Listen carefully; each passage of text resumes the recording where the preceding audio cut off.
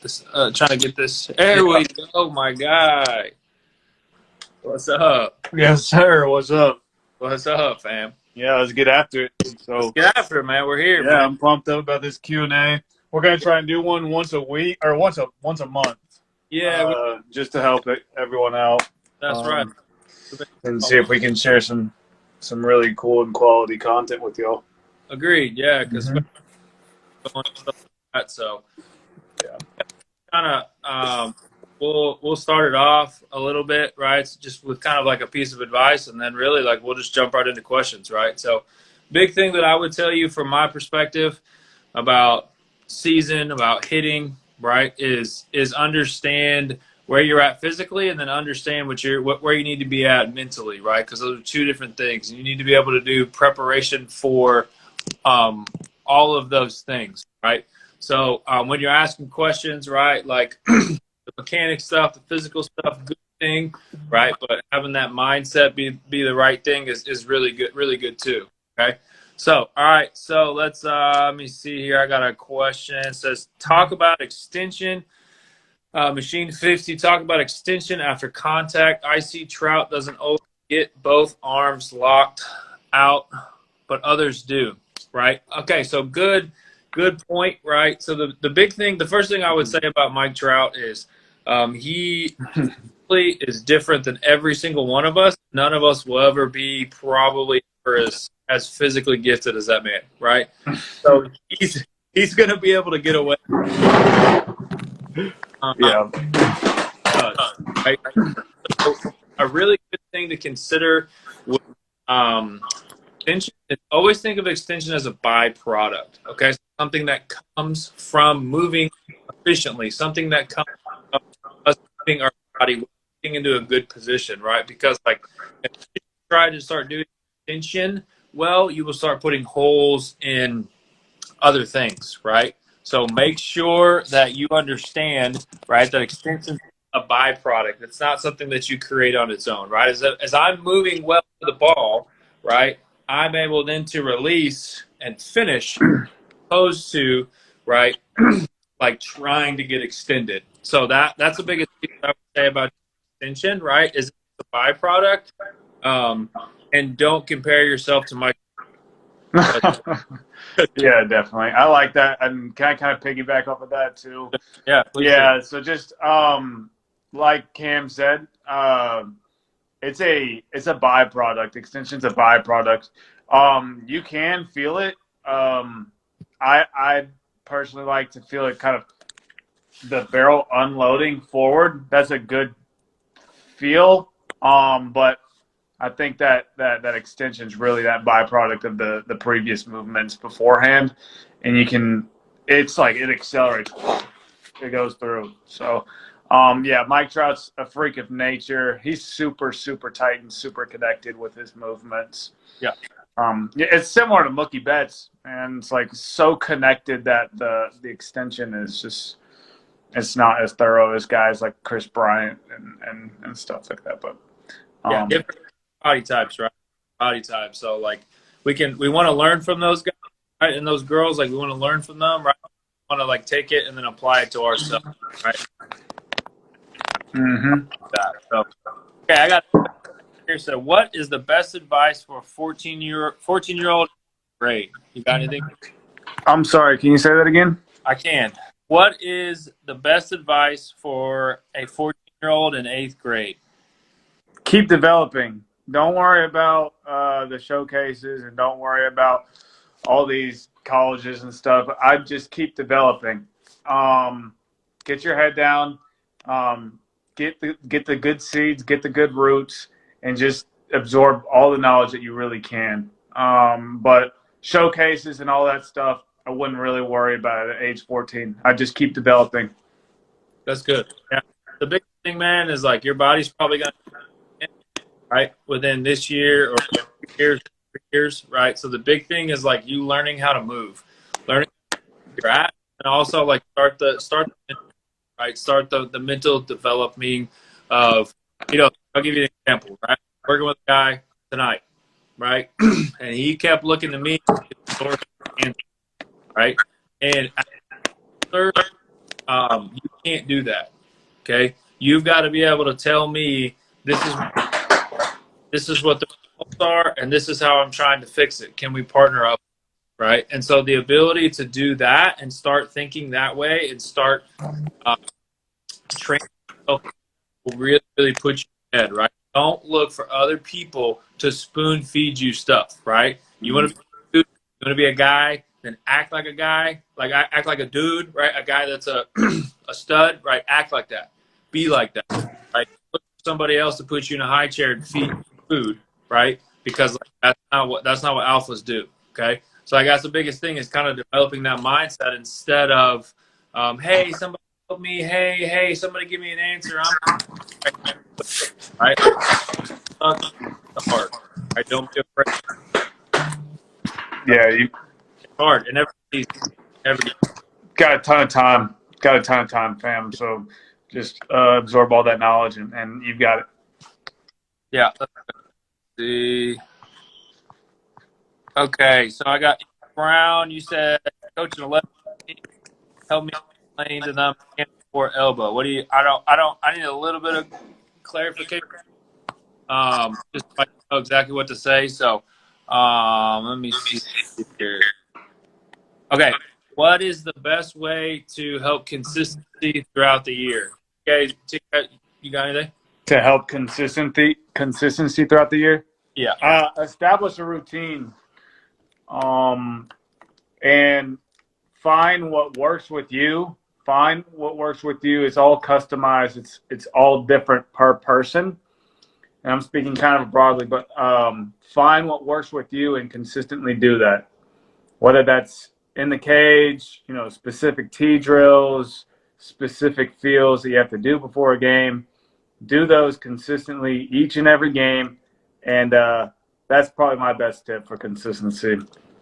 That's good. Right, and finding what that is, right? Because you need to find that to be able to consistently do it, right? We were talking to our guys, and we were talking about like one of our college guys had a really good game, right?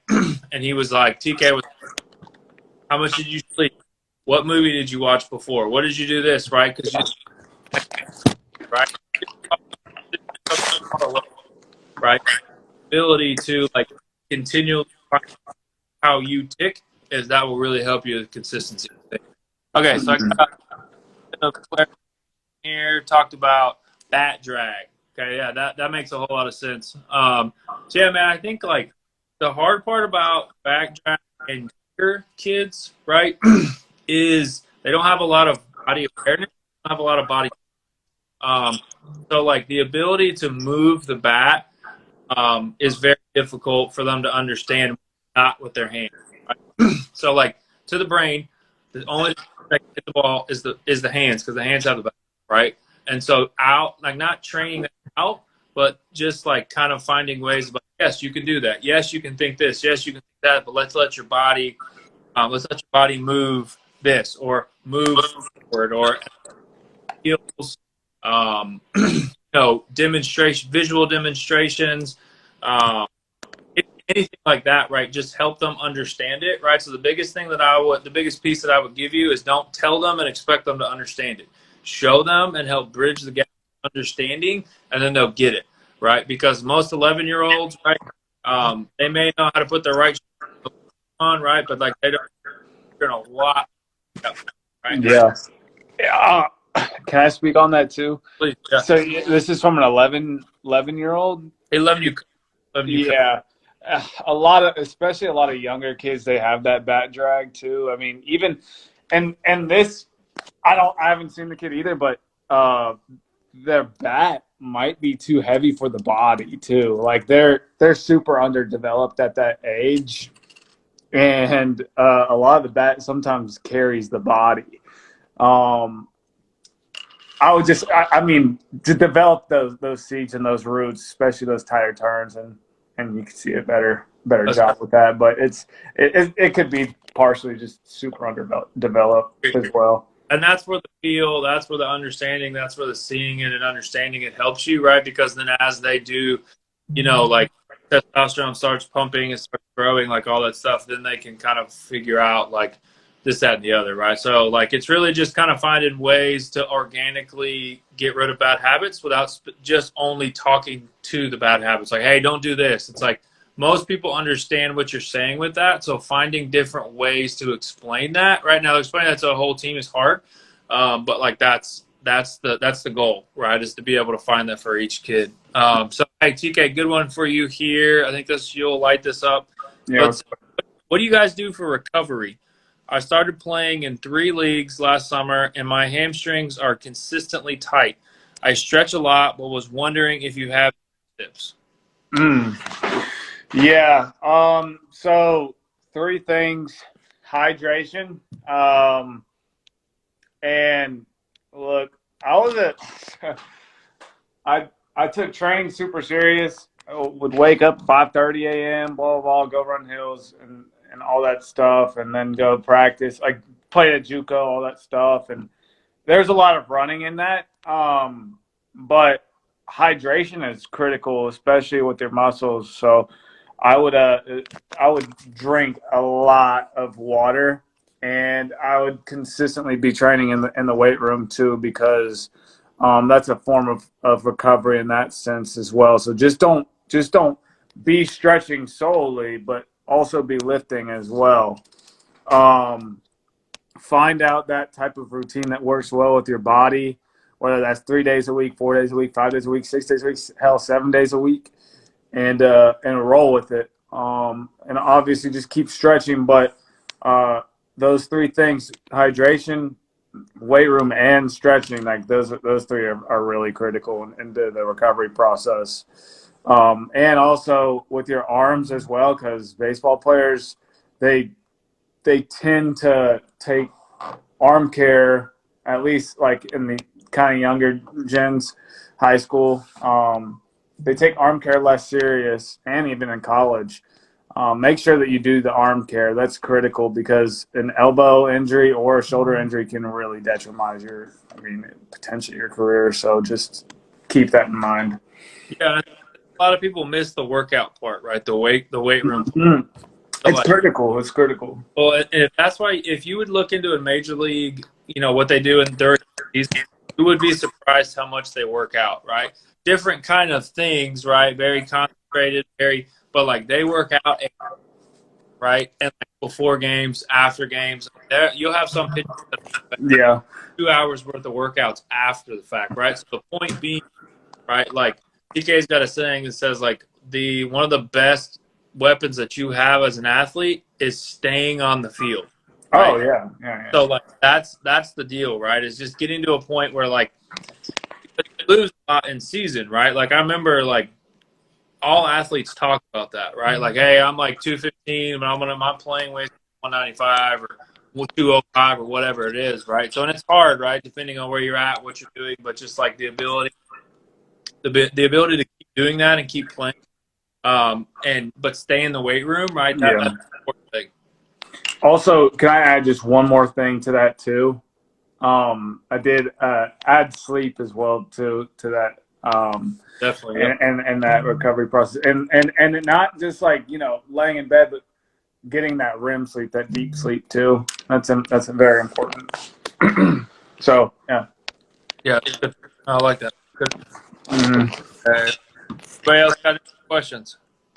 Yeah, and it can really be about anything, what you're going on mechanical wise, through the season, all that stuff. So we're really here. It's a free session, because it's I mean, yeah, it's all free. Yeah, we're trying to help you out, man. That's what we. Yeah. So I guess like guys, the so what? Okay, what was probably so you played college most recently, right? So like, what was the biggest adjustment? What was the biggest shock going from high tier up level high school ball to really good JUCO ball and then really good Division I ball? Yeah. I'd say just adjusting. Like, even so, you can talk about the lifestyle, but like playing games, like uh, those pitchers are much more, I guess, they can locate the ball better, or look Better. at the ball better, and you've got to adjust to some of your weaknesses, and you got to recognize that. So being able to hit multiple pitches in different areas, it's critical, and also just kind of swinging that strikes. Swinging that strikes is so undervalued in today's game. Like I don't know how to describe it, but if you swing at strikes and you swing at good pitches, like you're more time than not going to find some success. Seriously, if you're not chasing pitches outside the zone and you're pretty disciplined in that area, then you're gonna find some success. So just being disciplined in that area, because even in high school you can be a bad ball hitter and get good hits, but in college it's kind of different that way. Yeah, that's right. That's good.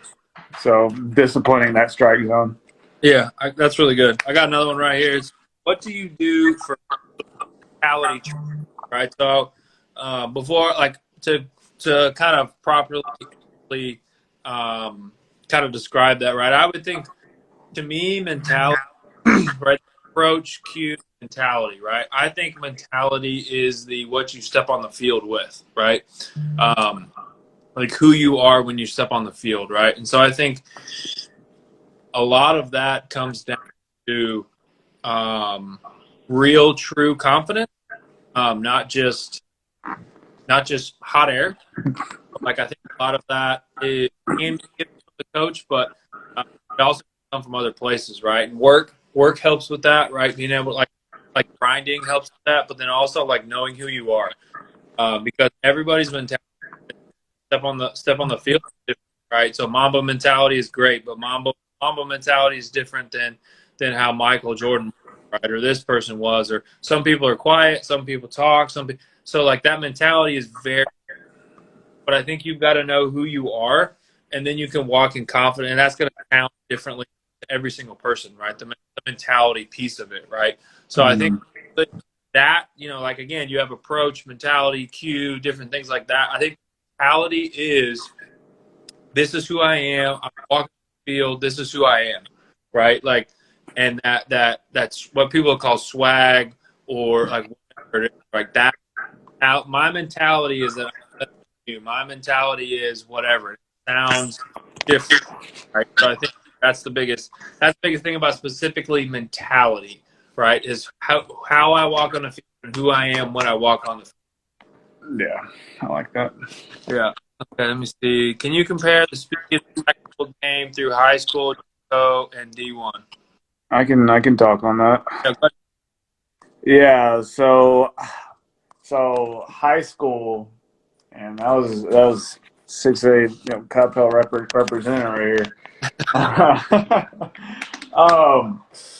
Yeah, high school, you had, I'd say, there was a good percentage of guys, right? But then really dropped off, like especially you go to the bullpen and blah blah blah. So high school to JUCO in Division I, because I had that brief stint at New Mexico State. It's not that much different. The JUCO to high school is a lot different. Lot different game style, a lot different playing. You're playing draft guys like Jackson Rutledge. I don't know if you remember him. He got drafted 9th overall, and just facing guys kind of like that. Like you'll see these draft guys, and you'll see these Division I commits, and you see all these guys. It goes to a faster pace of speed. Division I is it's super similar to that as well. There's a lot of guys like super dudes, like draft dudes, and then it's just kind of a mix.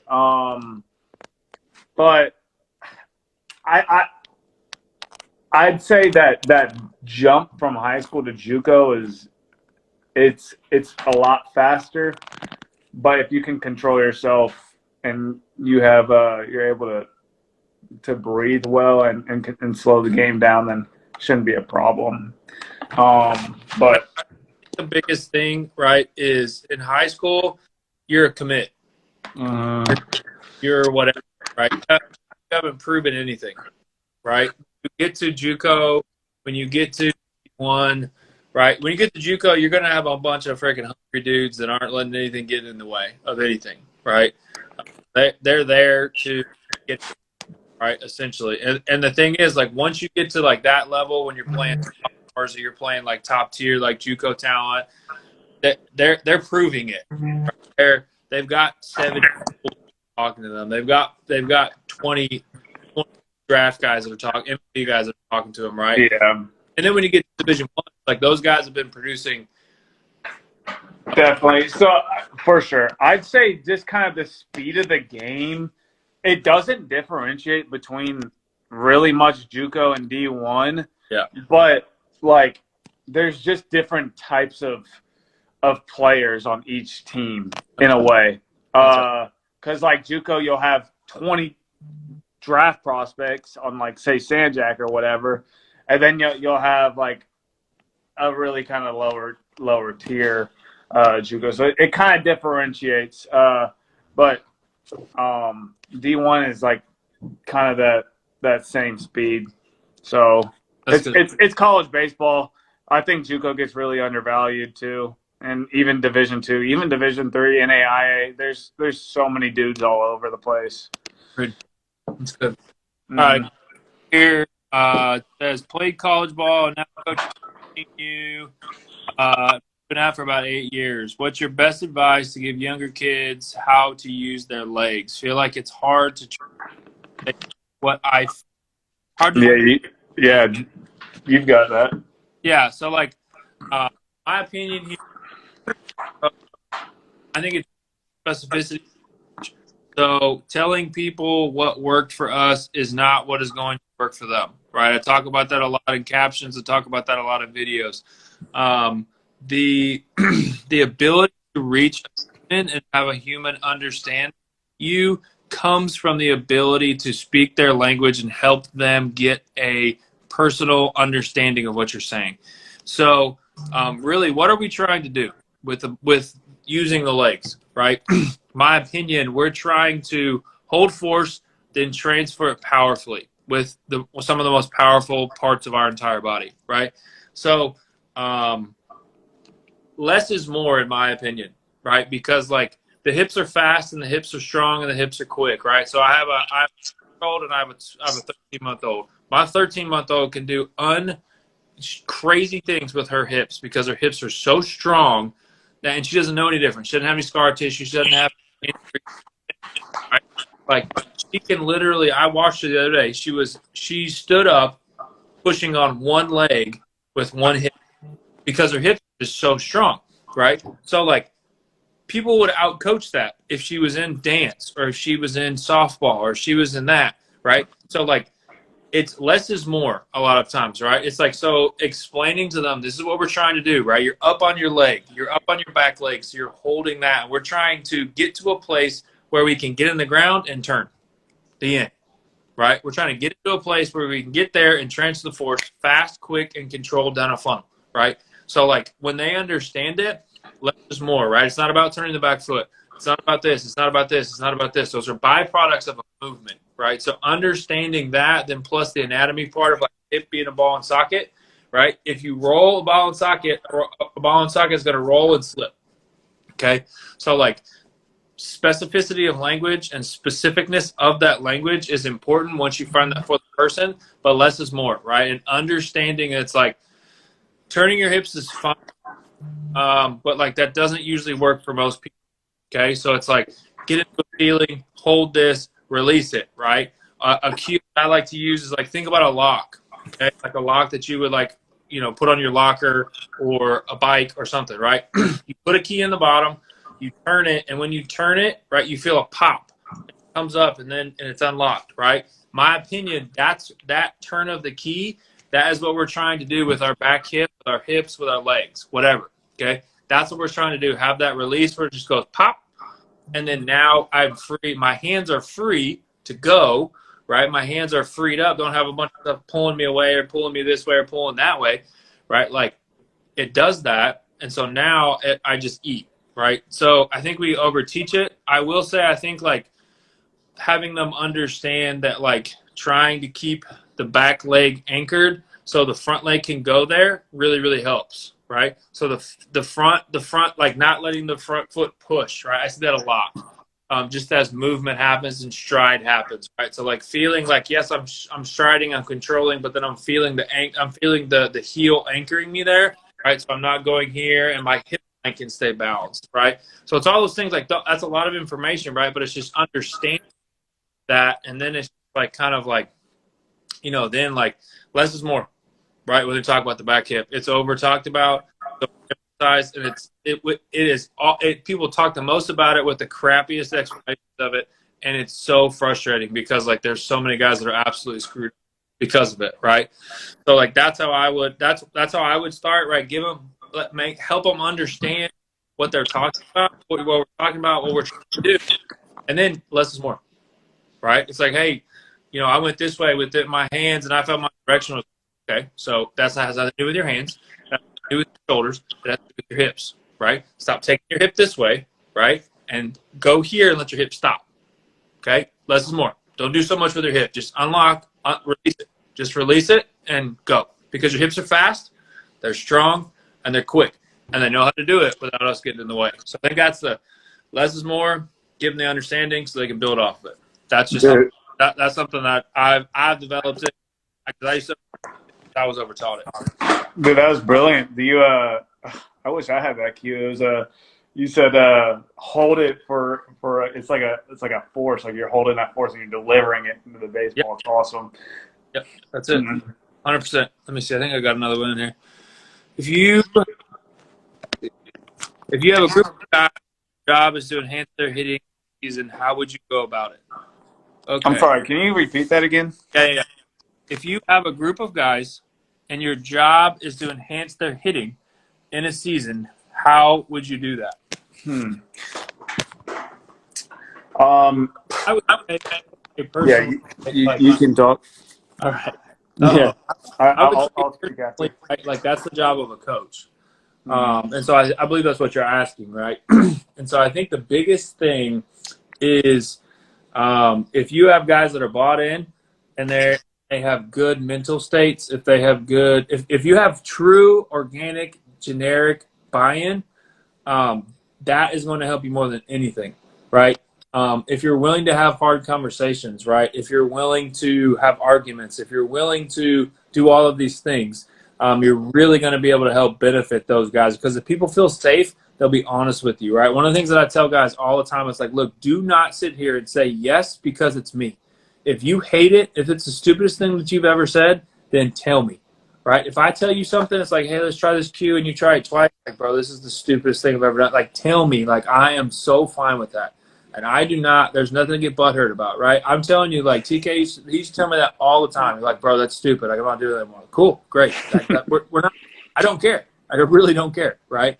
And so I think getting real, legit buy-in helps, right? Because then so many ideas stem from that, right? You can have a group of hitters where you like meet on Sunday nights and you go over swings, and you can have hitters coaching hitters on the field, right? Like I was just meeting with some guys that have not bad coaching, right, but coaching that's kind of hands off in some ways. And I said, look, whether you're in the game or not, you should be watching these. You should be watching your boys swing. So as soon as they come back to the dugout, you should be able to have a conversation with them, and you should be able to help them fix it for the next at bat. Like I don't care if you're in, I don't care if you're not, right? So like being able to develop an environment that's like that will really help their results go up, right? Because physically, like some of the cues are going to work, some of them aren't, right? It's just true, right?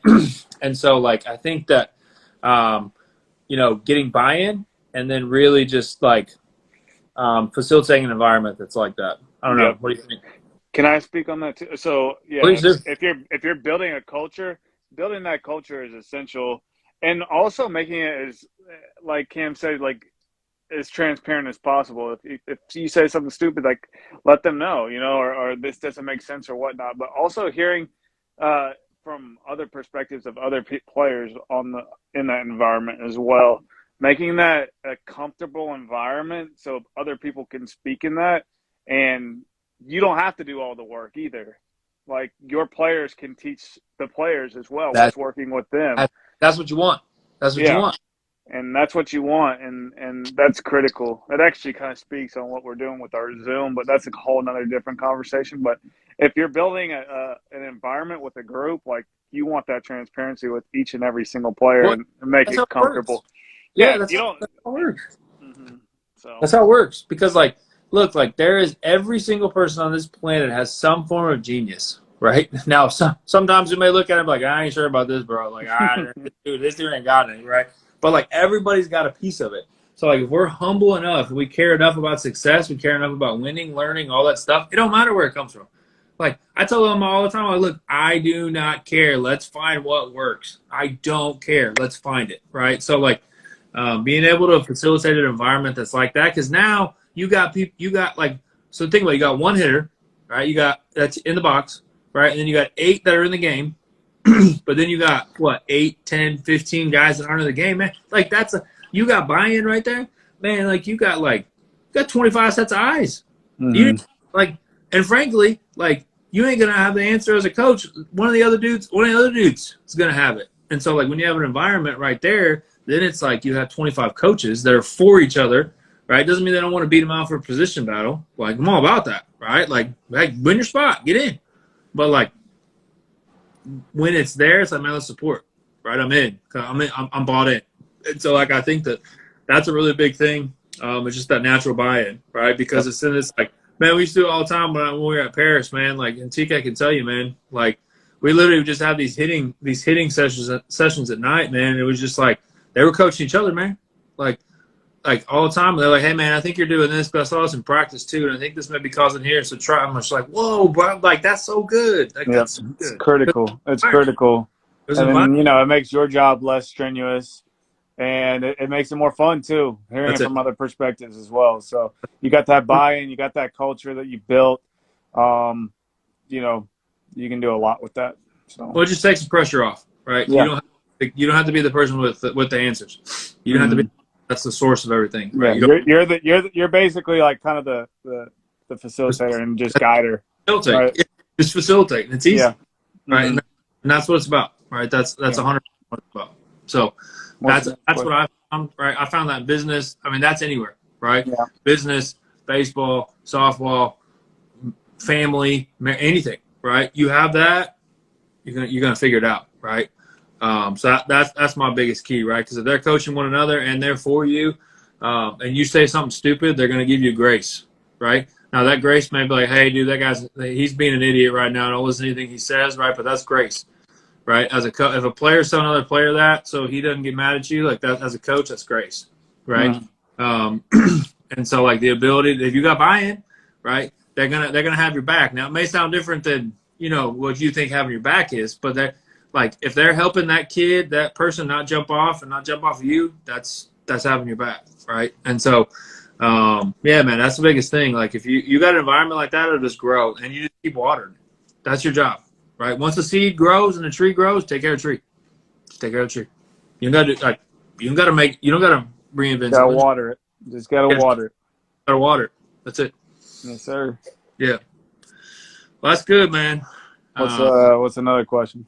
I don't know. I think we made a question. We made a It said question. here PJ Rod. He said, if you have the right mentality, is there anything holding you back? Put the 100 emoji. I said no, probably not. Yeah, that's right. That's right, man. Mentality's big, man. But I would also throw out to y'all like understand the difference between mentality and approach, right? Even as a hitter, right? I have a mentality that I walk into the box with. I have an approach as well, right? And I would say you have a cue too, right? That's helping you physically with stuff, right? So understanding like you don't got to think all 3 of those things. That's not what it is. But Yeah. the sweet spot when you are going to be when you are going to be the best you can be as a hitter is when all 3 of those work together, and all 3 of those are hitting together, right? And that's something that if you're a player, you got to find that, right? You got to like aim to find that. If you're a coach, like you have to help them find that. So at the end of practice, at the end of a game, at the end of lesson, and whatever it is, you have to help them. It's like, okay, now what is this? What is our cue, approach, and mentality in less than 3 words? Yeah. And I want you thinking that after I give you a sign or you get a sign or whatever, like that time from when your foot's out of the box till it comes into the box, um, like you, that's when you think about it. And then once your feet are there, I ain't got time. I got time. Like I know what my timing is, and now I'm just eyes and timing, right? That's why so many people miss. People just think it's swing or mentality. It's not. It's mentality, approach, cue, and then you get in the box, and then you get in the box, right? And then it's timing. It's two kinds of different timing, right? Then it's confidence. Then it's all these other things, right? So you don't have time to think about all that stuff, right? Yeah. Okay, so we got one right here. So I'm 13 and play on my travel team and also started freshman ball. On the team, I've always used a drop 5. Now with the freshman team, I have to start using a drop 4. I've been switching back and forth. So thoughts? My opinion, make switch because They make drop 4s. I didn't yeah, know that. Yeah, I didn't realize they make drop 4s. yeah. I think it's maybe in a different state. Um, Okay. but like make the switch because you're gonna have to in high school, and the results on a select ball at 13U probably don't matter that much, right? So once you get to 14 or 15, like you're gonna have to use that same drop anyway. So my opinion is shift, and it may suck for a little while, right? But it could be a good opportunity for you to learn how to move the bat with your body For sure. instead of just your hands. So Yeah. that's me. I say make that switch. So is drop 3 still a thing, or is it drop 4? Like, I am think.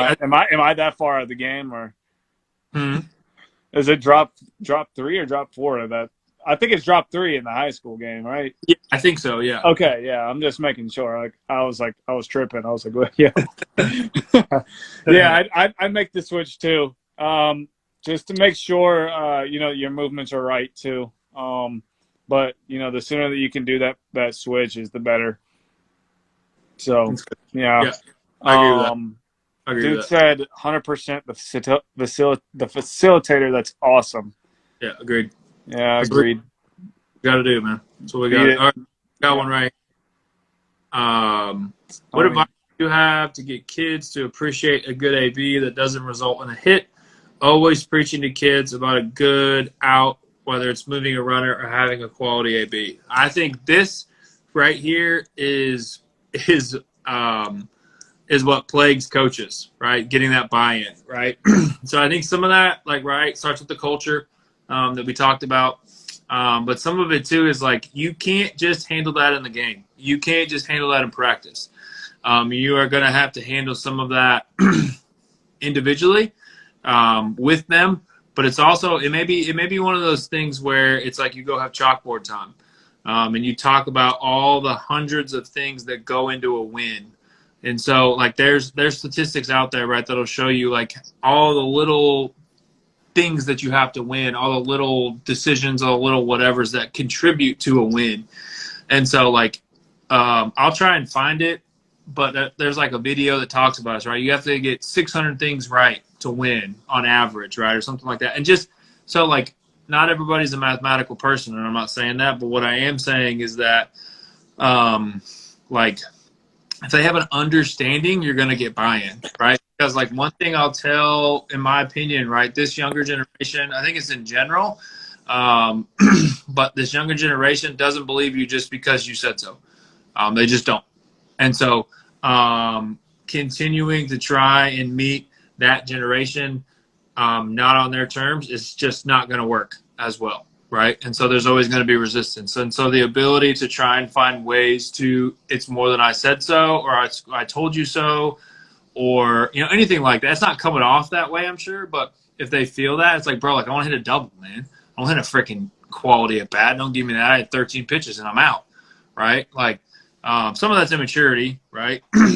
But some of it's just like celebrating that, right? I know some guys like have quality at bat measurements that they use, and so and they keep track of those, right? So Yeah, that's what I was about to say yeah, too. That a lot of these coaches, they have a list of like quality at bat.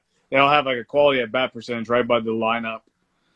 And they take it off each at bat. Like this first at bat was a good quality at bat, or whatever, but it's kind of like a friendly competition at the end of the day, rather than just kind of comparing, a little dinky single or whatever, and you get the single, but it's a hard hit out, and that's a quab, and you write that down on a list, because a lot of people, me and Cam were talking about this, we're visual learners, and we're kind of like, we soak in what we're visually seeing, and if we can see it on a list, then a lot of people It helps factor it in. So because you got a measurement for everything else, right? So yeah, if you have a measurement of that, it'll help, right? You're not going to get complete buy-in with it, but it will help, yeah, right? yeah, Finding things like that, or that are just more than because I said so, right? Or it's like, hey, like we got to win 370 of these things in a seven inning game, like whatever it is, right? Like taking extra base, like blocking a ball, like no, not letting a guy get an extra base, like whatever it is, all those little things, right? Then if you land it the right way, then people are looking for those opportunities, right? Like, oh yeah, I got, like, you know what I'm saying? Because I may be 0 for 7 with 5 strikeouts, but if I know I can continue to contribute in these other ways, and I got to get us to 600, right? I got to get us those 600 decisions. That's going to get that win. yeah. Just preaching, little dubs, little dubs, little Little bit. dubs, little dubs, That's and right. those big dubs will come along.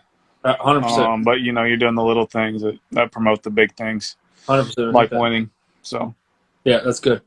um, Got another neat. one that says, Yeah. need training new muscle memory for when trying to incorporate new habits or changes to your game. Yeah. I feel like that's kind of more of an off-season mode thing. Mm-hmm.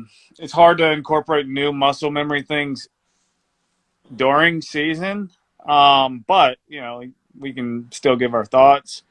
Um, I man, muscle memory is through a lot of repetition, a ton of repetitions. That's literally like how you get muscle memory is through a ton of correct repetitions. So what your advice is on training new on muscle memory beforehand? What Mm-hmm. was it? I mean, we can express a ton on that. But new drills, new feels, that's a whole mechanical thing.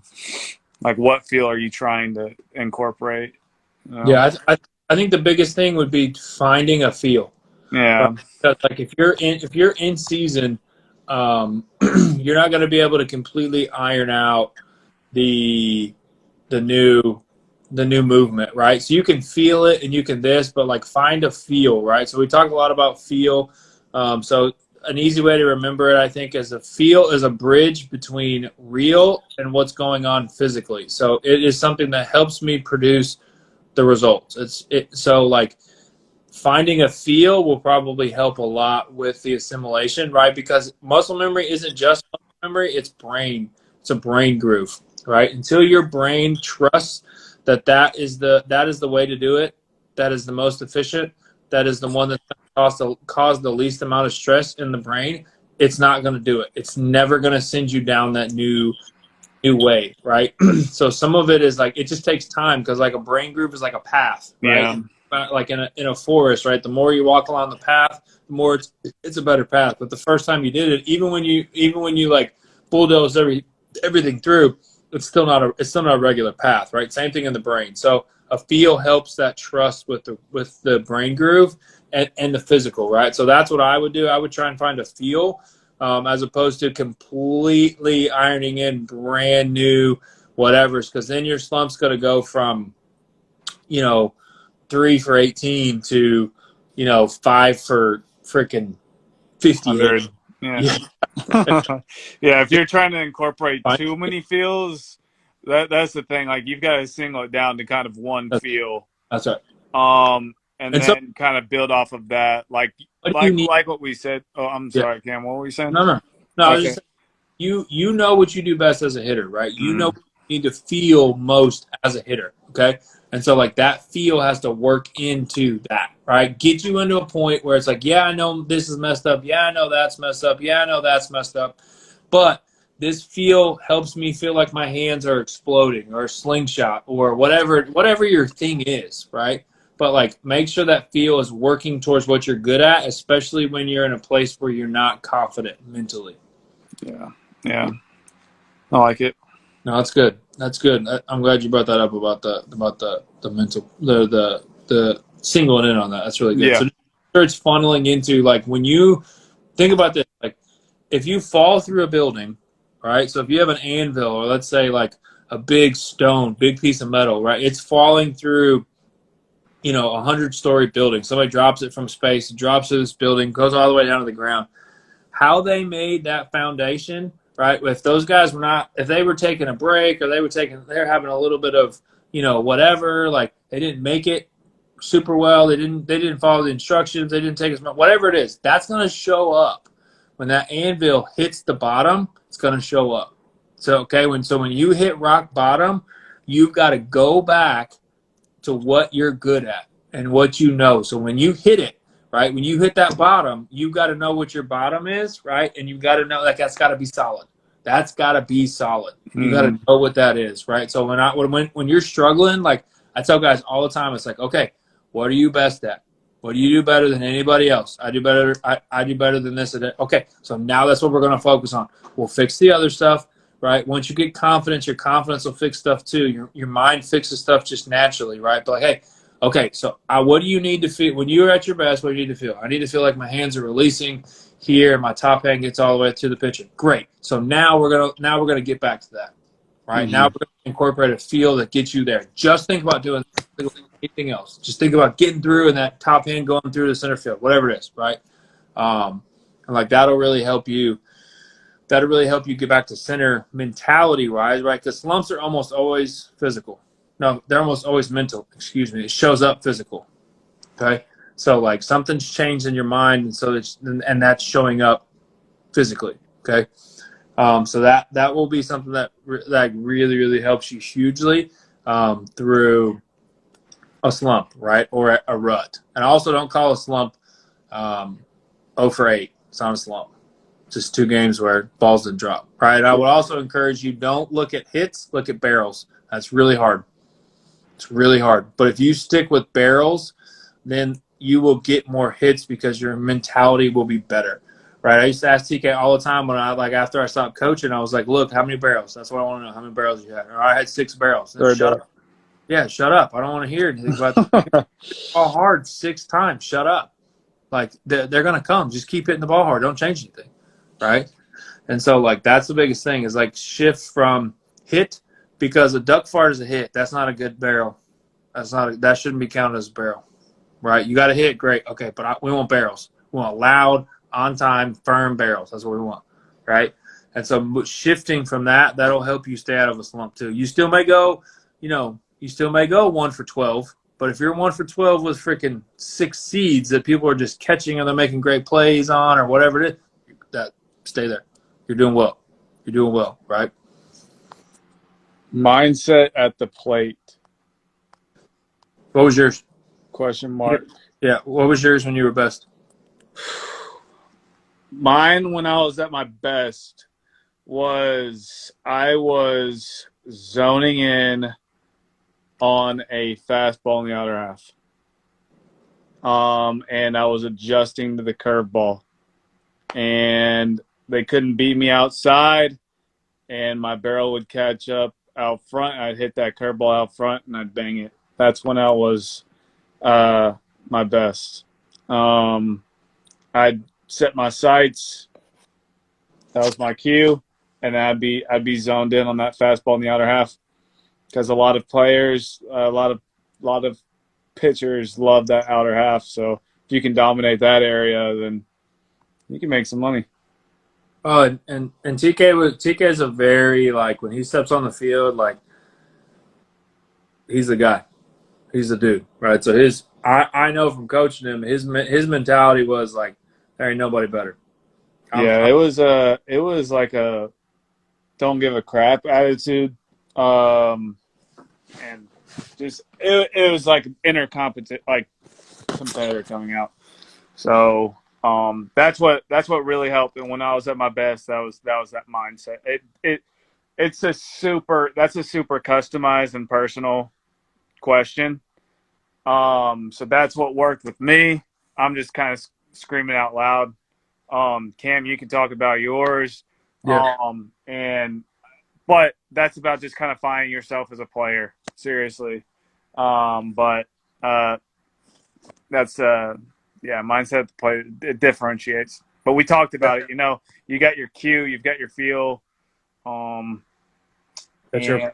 and you've got your mindset. So That's the biggest thing, man. When I was at my best, like there was every time I stepped in the box, like I just knew that you weren't going to get anything past me. Like, and it wasn't even like this big, like whatever. What it was just like I knew you were not going to get anything past me. Like I knew that, like when I swung, I was at least going to be on second base. And it's weird, right? And so I would say that's like a zone, but it's like then like you have a good mentality. That mentality will a lot of times stay the same, right? But your approach can vary, it can grow, it can develop, right? And so like, the mentality is something you got to find, but it'll stay for a while. And that approach is, he's thrown me first pitch curveballs 3 at bats in a row. I know what the curveball looks as a strike, so definitely. I'm not going to worry about it when it's lower here. Like that's the approach that you take. So yeah. Also, can I talk on this too? You Yeah. gotta be an avid student of in-game situation, because That's right. a lot of the things is a pitcher falls into a lot of patterns. Like you see a first pitch curveball happen to every single hitter. Like he's probably gonna go first pitch curveball with you, so you can sit it. Um, just being cognizant of rhythmic patterns that the other, like the pitcher, is doing. Everyone falls into these patterns. Why is everyone in these big leagues, like they have charts for each and every single player? Like it's a trend. Mm-hmm. And so be cognizant of these in-game trends and jump on them and take advantage of it. That's right. Oh, that starts from right. Like that starts from lots of different things, but it's like that's That's how. super advanced. It's advanced. Well, but It's tough, but it's not though, right? Because yeah, you can do it wherever you're at. You you can do it can't. you like there's just learn the game, like, and you can literally, like Miguel Cabrera used to talk about all the time, like how he knew what pitch he was going to get in his next, Dude, yes. There's like stories of Big Poppy like, hey, this guy's going to give me a changeup and I'm going to bang he said in my next at bat he's going to give me a changeup on 3-1. I'm going to hit it. I'm just like, you're a goat for that, bro. what you just said. What? Yes, like that's literally guess the pitch and then guess the outcome. and that's something you can always control, whether you're getting PT or you're getting pine time. Yeah. Like control it, right? Mm-hmm. Right. It, like, put it in your phone, like whatever you got to do. Like that's how you do it, right? Yeah. So I love that, man. So we got a guy from Korea. I don't know if you see that. I don't know what it says. I mean, he said hi, guys. I think he put well, yeah, he said something beforehand though, didn't he? He put, I think, something in Korean. Yeah. Yeah. Man, he meant. Well, hey. Yeah, shout out Korea, baby. Shout out Korea. They're a huge location of ours. So yeah, we love this was Korea. Yeah, this was a good deal, man. I think we're excited about doing these once a month again. We may even do more than that, but appreciate y'all watching that are still with us. Yeah, so I hope y'all are awesome, and hopefully we said something that made sense a little bit. So yeah, absolutely appreciate y'all. Appreciate you. So we'll keep talking. Be on the lookout, guys, and appreciate y'all. Yep.